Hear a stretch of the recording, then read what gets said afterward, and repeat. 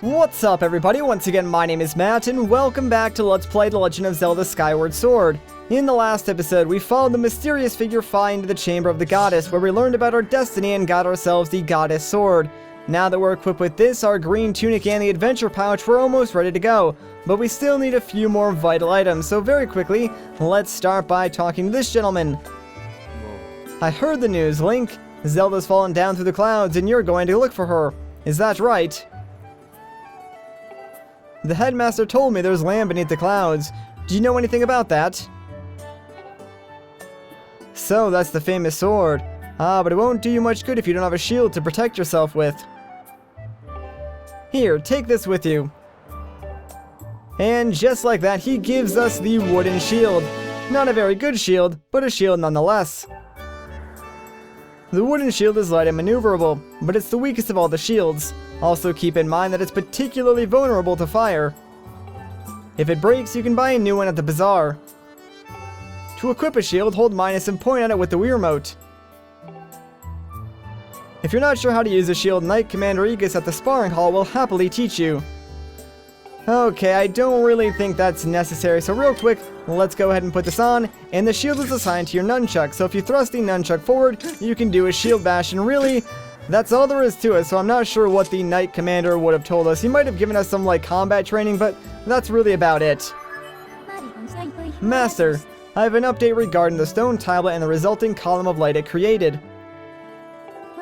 A column of light has appeared to the south of our location, and signs indicate that it has created an opening in the cloud barrier to the land below. I must also caution you that descending to the surface armed only with a sword would result in a decreased probability of survival. If you have not already done so, I advise you to purchase a shield and potions at the bazaar in preparation for your journey. Another subject to discuss, Master. Once you are accustomed to the controls, you are free to modify the on-screen interface. On the gear screen, select interface to change the on-screen display to suit your preferences. Alright, so I will do that right away because I've already gotten a few comments asking me to change the interface. You can't actually do it until Fi gives you that prompt, so very quickly, let's just swap this over to Pro.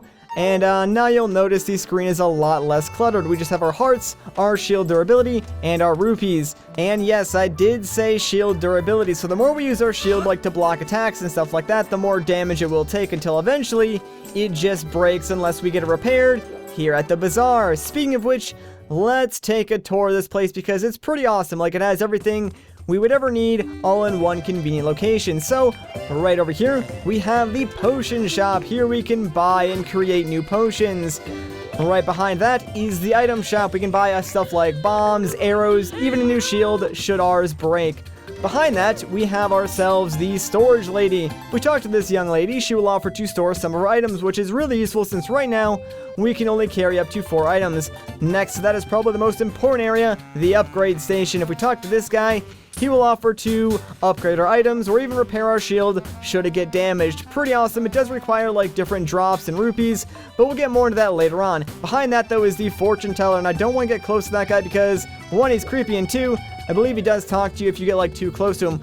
Over here is just sort of a chill out area. You can sit down, hang out if you want to, but really, that's the bazaar in a nutshell. So now that that is out of the way, there's really nothing we actually need from the bazaar right now, so I think we're actually ready to start our adventure and leave Skyloft, which is pretty exciting because at this point, it really does mark the end of the quote-unquote prologue section of this game, and now we're getting into the first chapter, I guess you could say. So let's just jump off and call our loft wing because we're flying towards that green pillar. I'm actually really excited. And boy, we can go wherever we want right now on our loft wing, although it really doesn't make sense to go anywhere but the green pillar, so you pretty much just tilt your Wii remote down, you'll go directly there, which is pretty nice. Thankfully it is really close to Skyloft. Master Link, observe, the green pillar before you is a column of light. It marks the point at which you can descend to the surface. You can confirm your current location on the map. Please see where you are in relation to Skyloft. Right, so there's Skyloft, there's us, there's the green pillar. Everyone got it? Alright, good. It appears that you will be able to reach the surface by passing through the portal in the clouds at the column's base. Okay, thank you for that, Fi. Speaking of which, Fi does tend to interrupt you a lot. Now, I can't promise that I'm going to read all of her dialogue. I'll probably only stick to the important stuff, because there is a lot of dialogue that Fi says that is completely and utterly unimportant. So for that, I'll probably just summarize it. That way we can move on. Otherwise, it would take up a lot of time reading all of her dialogue in the game. Anyways, though, we're descending towards the surface. I would never want to do that, man. Like, I have such a huge fear of, like, not really heights, but, just free falling in general. I do not like that sensation whatsoever. Anyways, though, let's pull out the sailcloth. That way we can make a nice, safe landing here on the surface. Hooray, we're not dead!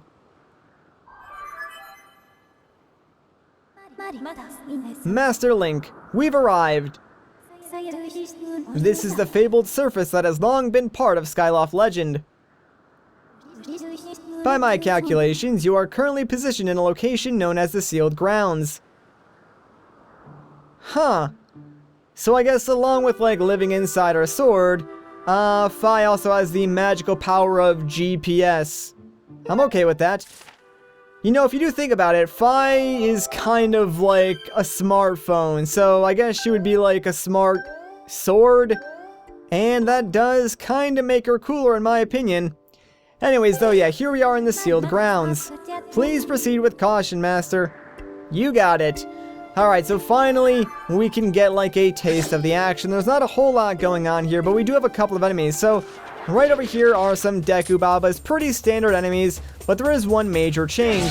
They can open their mouths either horizontally or vertically, and since this game does use motion controls, you need to make sure you use the proper slash in order to defeat them.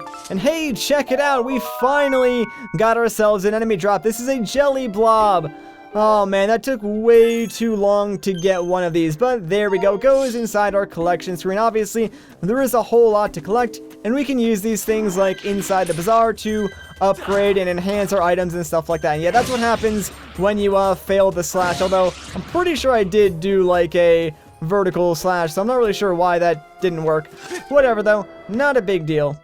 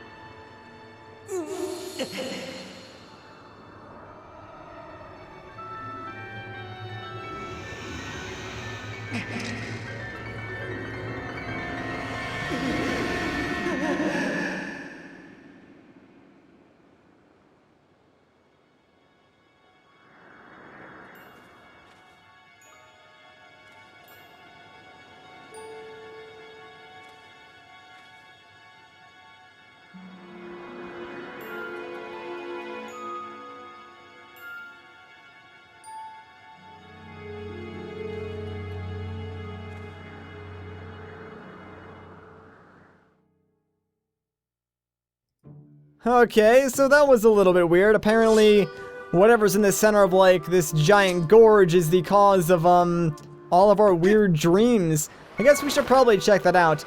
You know what's kind of funny, though, is, I've been reading the comments, and you guys have been calling, like, the giant monster that's been appearing in our dreams a giant avocado, which is pretty funny, so I think I'm also going to adopt that name. Young One. Child of Destiny. Descended from the sky.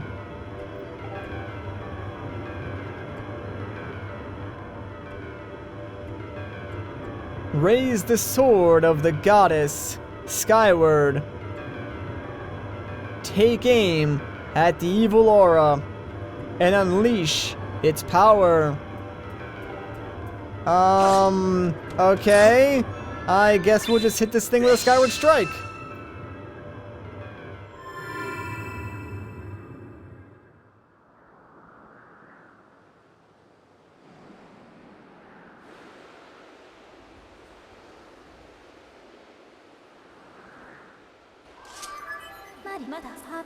Master Link, I'm sensing a change in the area that was triggered by your Skyward Strike.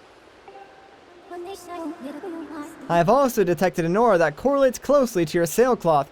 I summarize this aura belongs to Zelda. I can lead you in the direction of this aura through a process known as Dowsing. Would you like me to explain this process to you? No, I got this. Understood, Master. Okay, so there we go. Now we can douse for Zelda's aura.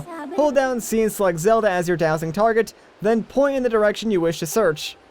You know, I like how I said I don't need the tutorial, and then the game proceeded to give me a tutorial anyways. And now it's going to bug me until I actually hit the C button. So, there we go. We'll select Zelda, and now we are dousing for. This thing will, like, blink faster the closer and closer we get to Zelda. We're kind of far away, though, so it's kind of pointless down here. So, in an effort to make that more useful, what do you say we actually make our way to the top of this area? And the fastest way to do that is by using these air currents and our sailcloth to, I guess, bring us skyward. Oh man, I'm sorry guys, I really could not resist making that pun.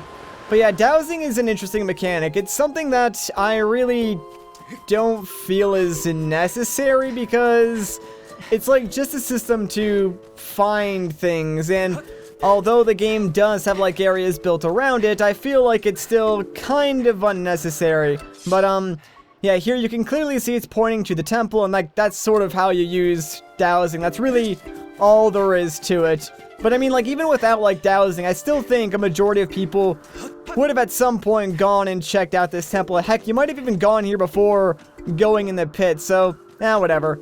Ooh, that looks like an interesting door. Well, it appears it's gonna let us inside, so let's see what's waiting for us on the other side of this door, guys.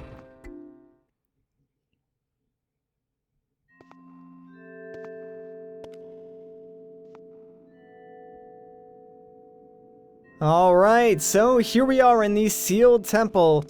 Not a whole lot going on here, but I definitely like this area. There's a lot of interesting things about it, like specifically this area with the soil and the sun. Got a save statue over there. Another exit, and oh, look at that. There's someone waiting for us up there. Well, let's talk to them.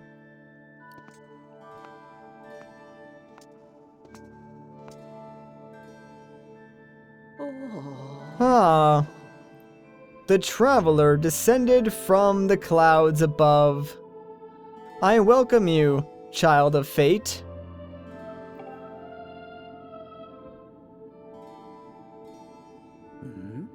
Tell me, what is your name? Link?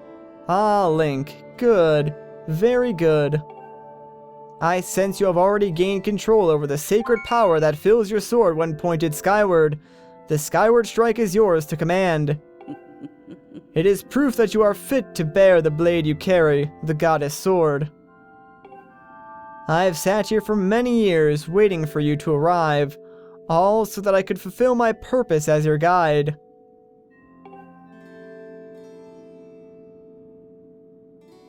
You stand under the roof of the sealed temple, a place built by the goddess an eternity ago. Your arrival here was predestined many, many years ago. The spirit maiden you seek arrived here shortly before you, descending to this land in a shower of light. There's no doubting it, the gears of fate have begun to turn.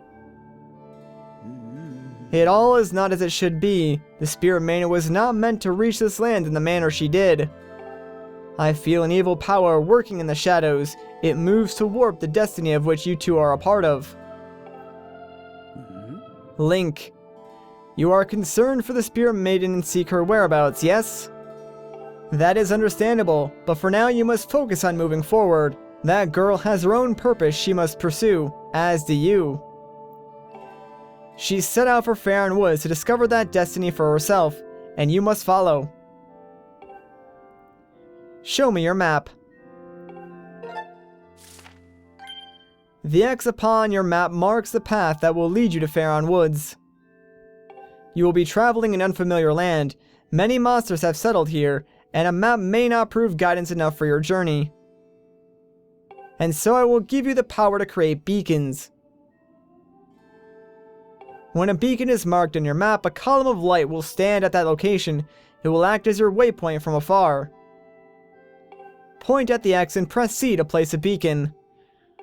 Alright, so very quickly, let's just plop a beacon right over there, and we're done.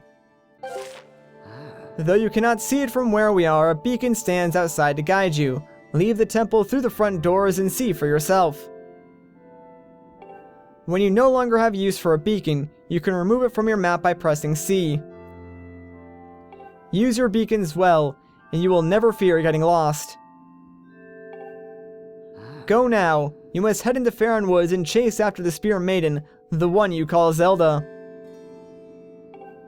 On your way out, take the contents of the treasure chest within this room. What you find there should prove useful to you on your journey.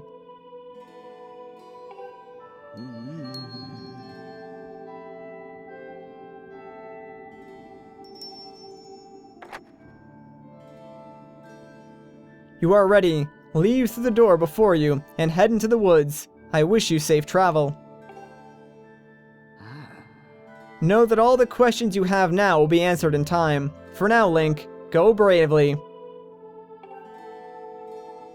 Alright, well, we need to find Zelda, but first, let's get that treasure chest, which thankfully is right over here. So, inside this bad boy is a revitalizing potion, so this will fully replenish our shield gauge and also restore up to 4 hearts. Pretty nice. Alright, now that we got that, well, I guess really the only thing left to do is start our adventure and head through that door. But of course, we're going to do that in the next episode. So if you guys enjoyed this part, a like rating would be greatly appreciated. If you want to see more, consider subscribing. But once again, guys, my name is Matt. Thank you so much for watching, and I'll catch you in the next one.